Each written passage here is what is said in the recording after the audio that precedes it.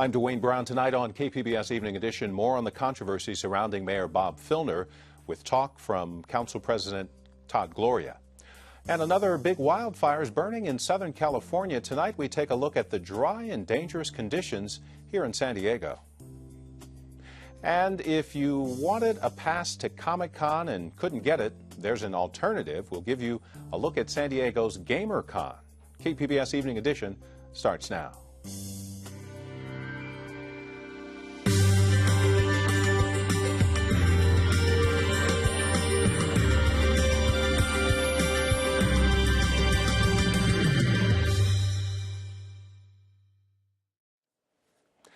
Good evening. Thanks for joining us. Two more organizations have joined calls for San Diego Mayor Bob Filner to resign. The San Diego chapter of the National Organization for Women and the League of Conservation Voters. Both groups endorsed Filner during the campaign. 6 out of 9 city council members have also called on Filner to step down, including Council President Todd Gloria. Amitha Sharma spoke with him. San Diego Mayor Bob Filner is bristling at calls that he should quit the office because of sexual harassment allegations. Among the voices urging Filner to step down is City Council President Todd Gloria. He joins me in studio. Todd, stories about Mayor Bob Filner sexually harassing women have been circulating at City Hall almost since the time, or at least since the time he was sworn in as mayor last December. What did you hear? Well, I think we all had witnessed bad behavior, wrong behavior. Certainly the treatment of Andrew Jones that I personally witnessed was absolutely wrong.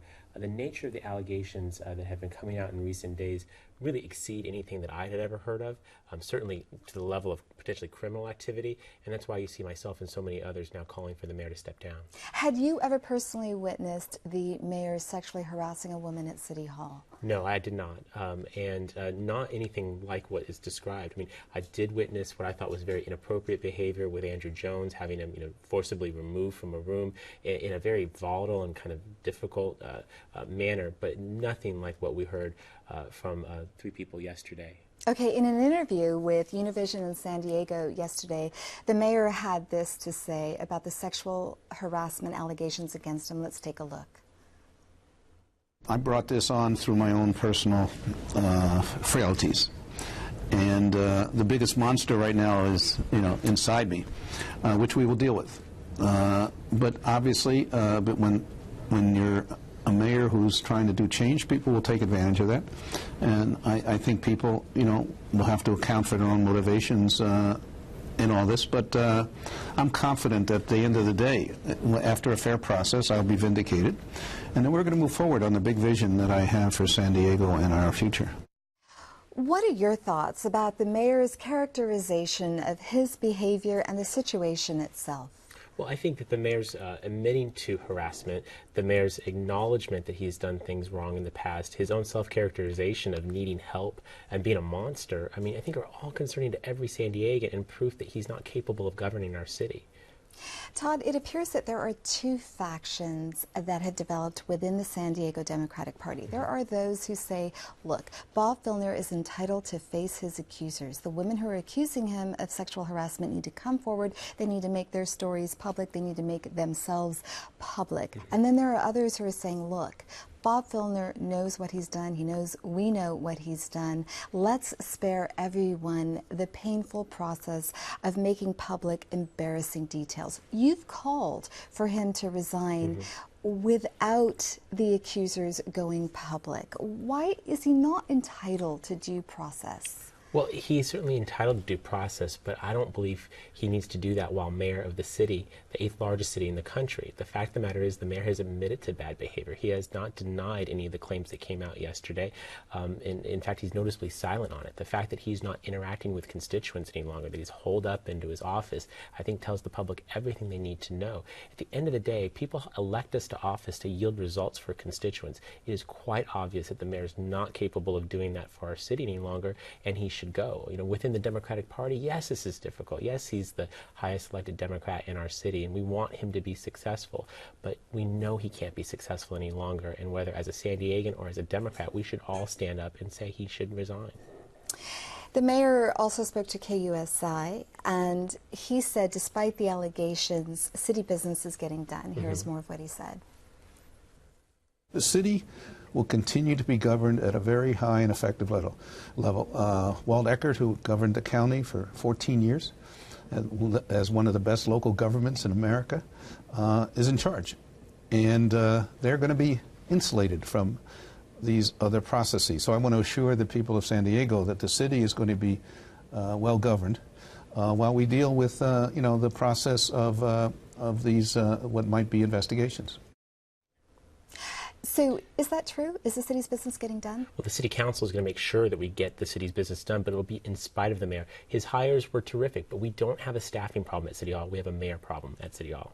If Bob Filner were to step down, you become interim mayor, do you have any desire to run for mayor? You know, I'm solely focused on being the council president currently and preparing, and if the need be, to serve as acting mayor. You know, those are conversations for another day. What we have to do is clean up this mess at City Hall. The first step in doing that is having the mayor resign.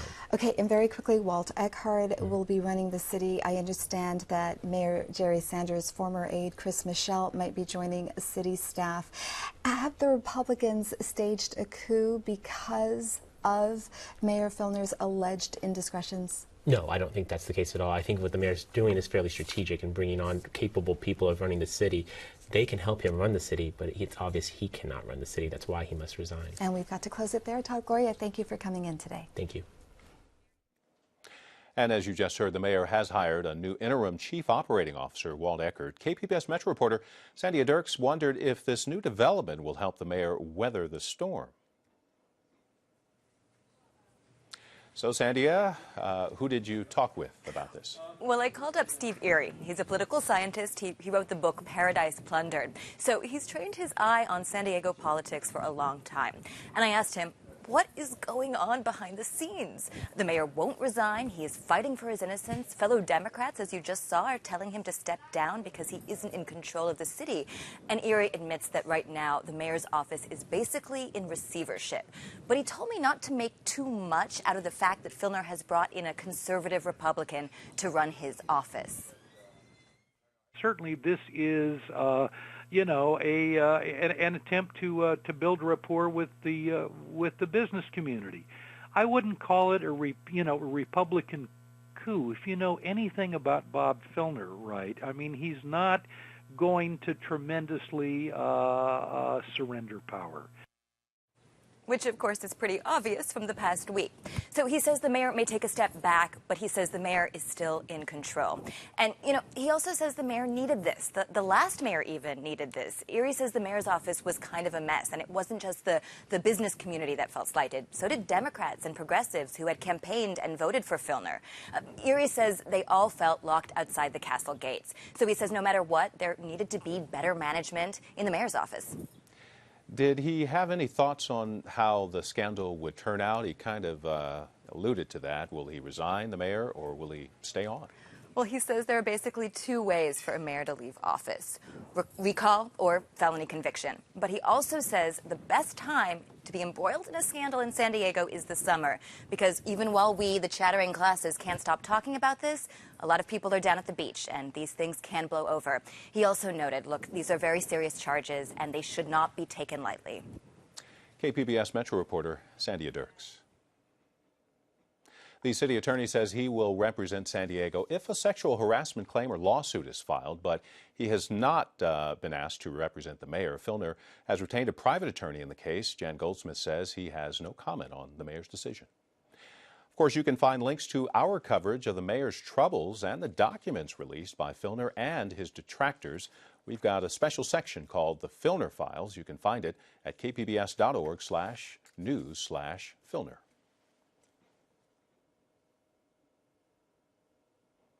In other news tonight, President Obama says he will not sign an immigration bill without a pathway to citizenship. In an interview with Telemundo, he says it doesn't make sense. There's an estimated 11 million people living in the country illegally, and Obama says their status needs to be resolved. He says if not, the U.S. will wind up with two classes of people. The Senate has passed an immigration reform bill with a pathway to citizenship, but many Republicans in the House are opposed. Police in Los Angeles are ready to crack down if they see more violent protest over the acquittal of George Zimmerman. He's the Florida man tried in the shooting death of a teenager. The demonstrations began on Saturday after the verdict was announced. Last night, some officers were pelted with rocks and a Walmart was vandalized. A wildfire is threatening homes in the mountains near Palm Springs tonight. The mountain fire is burning between Palm Springs and Hemet in Riverside County. It started yesterday afternoon. And it nearly doubled in size overnight. The fire has burned about 8,000 acres. Dry brush is fueling an early start to wildfires throughout the state. KPBS reporter Susan Murphy tells us how it's affecting plant life in San Diego. Armed with a small orange toolkit, Stephen Fillmore walks up a chaparral-covered hillside in the East County community of Descanso. And we've got, of course, scissors and a small saw and some loppers. Fillmore is Forest Fuels Officer with the Cleveland National Forest. He's on a mission to test vegetation moisture levels in Chemise chaparral to determine the fire danger. When you look at these plants that are alive, the manzanita behind me or the chemise here in front of me, when we take these samples and take pieces off that, we're taking the live fuel moisture. Live fuel moisture is the living part of the plant. Dead fuel moisture is simply dead branches or sticks on the ground. You can see on that manzanita there's some dead sticks that are coming off from it, some dead branches rather, intermixed with the live. And so you have both live and dead fuel moisture in the same plant. These chaparral plants here in Descanso are so dry that they just crumble in my hands. Climatologists are warning some vegetation around San Diego County is the driest it's been for this time of year in nearly a century. San Diego's rainfall is 4 inches below normal. Some parts of the state experienced the driest winter on record. That's left millions of acres of brittle shrubs primed to burn. California firefighters have already battled more than 2,000 fires so far this year, and the peak of the season is still months away. Fillmore clips the newest growth from the tips of the chemise and fills his glass jars. He says usually at this time of year, the plant is fully bloomed with little white flowers and holds enough moisture to stave off major fires for another 2 months. But this year, the native shrub is already critically dry. And because of that, they've been stressed. And when they're stressed, they don't put as many resources into growing that new growth, flowering, and putting out a seed crop. Fillmore takes the samples back to the lab at the Descanso Forest Service Fire Station. What we need to do is we need to get the wet weight of this, which is just the weight of the fuel when it's still wet before we've dried it. He subtracts the weight of the jar and measures the samples in grams.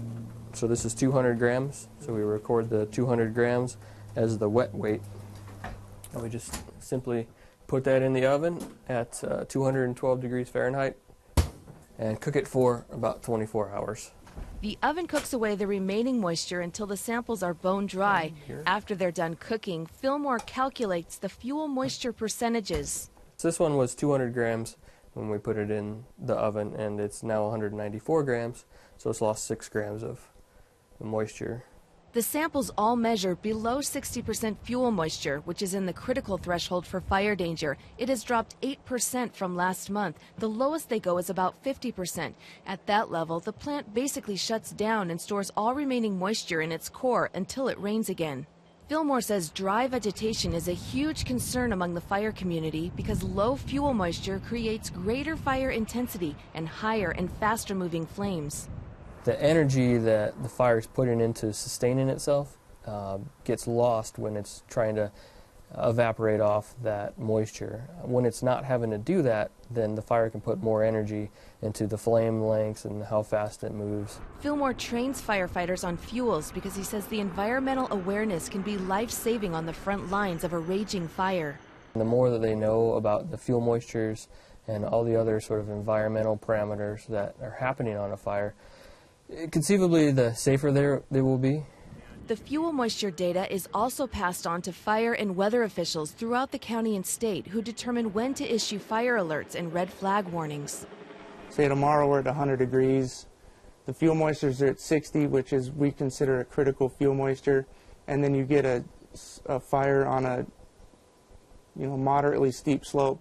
Richard Bowen is a fire engineer with the Cleveland National Forest. He says under these circumstances, more resources would be on standby because it would be very difficult to suppress a fire to under 10 acres.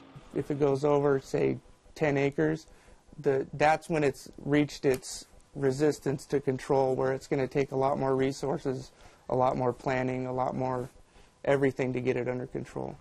San Diego's topography of steep canyons and foothills combined with a dry climate makes it one of the most extreme fire behavior areas in the country. Filner says they're keeping a close watch on fuels and maintaining a high level of response. Well, I always say you never know what a fire season is going to be until the fire season is over. But what I do say is that this year is sort of the stage is set. There's a lot of potential out there. Filner says San Diego's major wildfires in 2003 and 2007 have helped them prepare. We've dealt with years like this before, and we'll stick to our same safety and tactics and try to protect the public. Susan Murphy, KPBS News. San Diego could be getting up to 800 more prison inmates because of the state's realignment. California has been under federal order for almost 2 years to reduce its overcrowded prison population. The governor's realignment shifted lower-risk inmates to county jails, but the state still needs to release 10,000 more inmates by the end of the year. The governor's realignment shifted lower-risk inmates to county jails, but the state still needs to release 10,000 more inmates by the end of the year. San Diego's jail system is near 100% capacity, especially on the weekends, so the county wants to explore other options to deal with the problem. Supervisor Ron Roberts is suggesting video arraignments, even weekend courts. We really want to address two issues. One, let's keep these guys in jail if possible, and if we can't, let's reorganize ourselves quickly so we have room for what we're anticipating is going to be an increased number of people that we're going to have to house. District Attorney Bonnie Dumanis says it's a tough balancing act. Because people are in the jail now that would ordinarily be in prison, but the law change said you can no longer send these people to prison. So 38% of the population right now are people that should be in prison. So when those people come in on the weekend, that's what's forcing the overcrowding. Now, the county is also concerned the next group of inmates being released may be more violent. The state has until December 31st to comply with the federal court order. Another month of price increases in the San Diego County housing market. The California Association of Realtors says the median price was over $483,000 last month. The same time last year, it was about $388,000.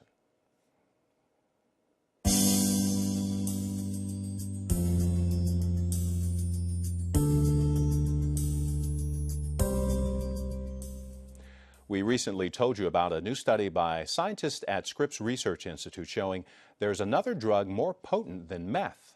Amita Sharma has more on the surprising findings. More than 100 sailors were kicked out of the Navy in San Diego last year for using bath salts to get high. The salts are considered a designer drug and are illegal in California. Bath salts cause hallucinations, and now research shows they are more potent and addictive than methamphetamine. Michael Taff and Tobin Dickerson of the Scripps Research Institute are studying bath salts. They are here with me. Let's start with you, Michael. What are bath salts made of? So the core molecule is a designer drug, and the core molecule is very similar to amphetamine. It actually comes from a natural product, the khat plant. And what we're in another episode of explosion of designer drugs, much like we saw with the amphetamines about 20 years ago. And so it's very closely related to amphetamine. It's a stimulant. And this is just one of the many modifications. This MDPV compound is one of the many modifications we've been seeing in the user population. And Tobin, how did you study the drug? So we saw this first emerging in the UK in about 2009, and then realized that this was eventually going to come to the US. What we did first then is to figure out what the drug looks like at a molecular level, and then synthesize it in the lab. So my lab synthesized large quantities of this in a similar fashion to the way a drug user would, and then made this so we could do animal models. In this case, we use rats to model what it would be like if a human were using the drug. And what did the findings show? So the primary thing was there's two things we do. So these are rats. They're given intravenous lines. And they press a lever for an infusion of drug. And so what we found is that in one model, if you increase the number of presses that the animal has to give for each subsequent dose of drug, that they would press the lever more for MDPV than you would for methamphetamine. The other thing you can do with it is you can decrease the amount of drug that's available for every lever press. And we found there is that as you decrease the dose that was available, the rats would continue to keep working for the MDPV, or the bath salts compound, when they stopped working hard for methamphetamine. And were these findings that you had with the rats similar to what has been displayed with human beings? There is some anecdotal evidence with human beings where human users have said it's very difficult to stop using these bath salt drugs, or they're more potent or more stimulating than they were expecting from, say, methamphetamine. And in that case, we did see that with the rats as well, is that the rats did want the drug, and they did seem, we didn't look at coming off of the drug per se in these studies, but they did show effects that this drug is more potent and is more rewarding to them. And Michael, what did the findings say about the future? What did the findings tell you about the future of the synthetic drug industry? Well, they're certainly going to be around for a while. One of the things that we're trying to do is, as I mentioned, that there's a diversity of compounds. The bath salts are actually a collection of designer compounds. And what we would like to do is to sort of get out in front of the human use profile so we know more before people actually start doing them in significant numbers. And that's been one of the problems, that the composition of these drugs keeps on changing, and so they remain outside the bounds of law. Tell me a little bit about that. Sure. So the way this has worked is that the drug users have stayed in front of the laws, both for detection purposes, in order that these drugs, if they take them, you aren't detected. So in the military populations, for example, where you're under surveillance. But also, they stay out in front because of regulation.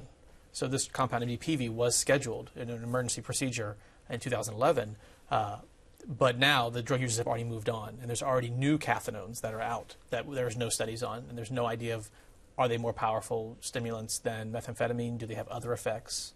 There's just no research that's been done yet. And so how can law enforcement stay ahead of these drug users? Well, they'll try to do predictive models as well, and they try to write legislation in a way that outlaws the whole class of compounds. One of the things that we've illustrated, not just with the designer cathinones, but also with the synthetic cannabinoid compounds, the spice and K2, is that it's difficult to legislate in a way that anticipates each and every modification that might come along. As I said in the introduction, last year 100 sailors were kicked out of the Navy in San Diego for using bath salts. What makes these drugs so popular? I think in the military populations in particular, they are under surveillance. So they're being monitored for drug use. If you have drugs that are no longer being picked up on the screens, then they're allowed to use those without any repercussion. Drug use is a complex issue, and certainly there's socioeconomic factors as well that can play a role into why someone uses drugs. But these drugs in particular right now seem to have a combination of being outside of the screening as well as having extremely potent activity so that they're rewarding and they reinforce. And Michael, in about 10 seconds, what made you decide to study bath salts? Because when they first emerged, there wasn't any information available, and as scientists working for the public through taxpayer-funded grants, that's our job, is to provide information about emerging public health threats. Michael Tobin, thanks for coming on the program. Thank you. Thank you. A big honor for UC San Diego today. The Center for World University Ranking says the school is the 20th best in the world. The center ranks universities based on publications, patents, and Nobel Prizes, among other things. Other top 20 schools: Harvard, Stanford, UC Berkeley, and UCLA. I'm Gwen Eiffel. On the next news hour, the filibuster fight in the Senate and breaking the cycle of poverty in India. That's Tuesday on the PBS NewsHour.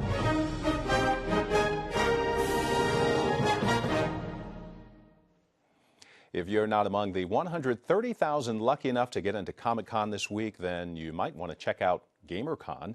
It's an alternative designed specifically for gamers, and you can still get tickets. KPBS arts reporter Beth Accomando gives us a look. GamerCon grew out of what its founders say was a desire to bring theater to geeks and geeks to theater. Dude, it is freaking brilliant! And I can't believe no one's ever thought of it before.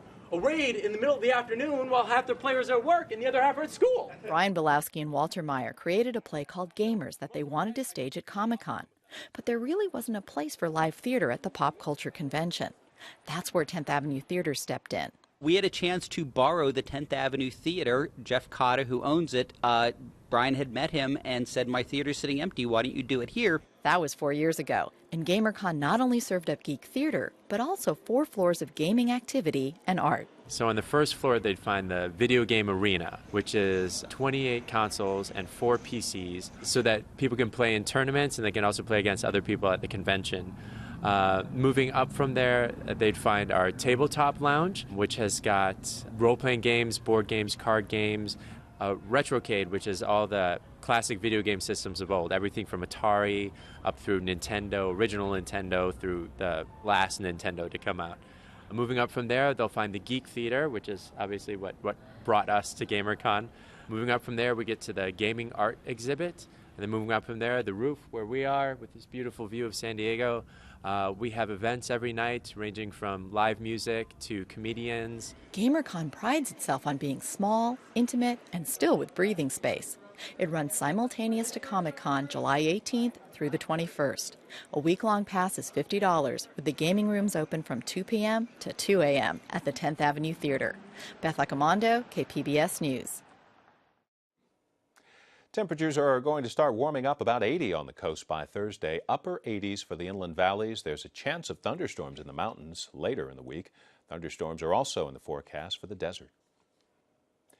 Recapping tonight's top stories, San Diego's council president is addressing the sexual harassment claims against Mayor Bob Filner. Todd Gloria is one of many elected officials calling on the mayor to resign.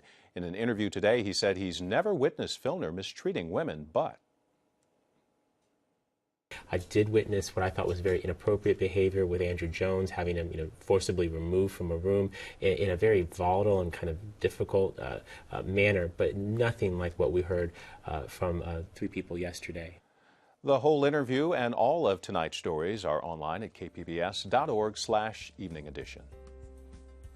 Thanks for joining us. Good night.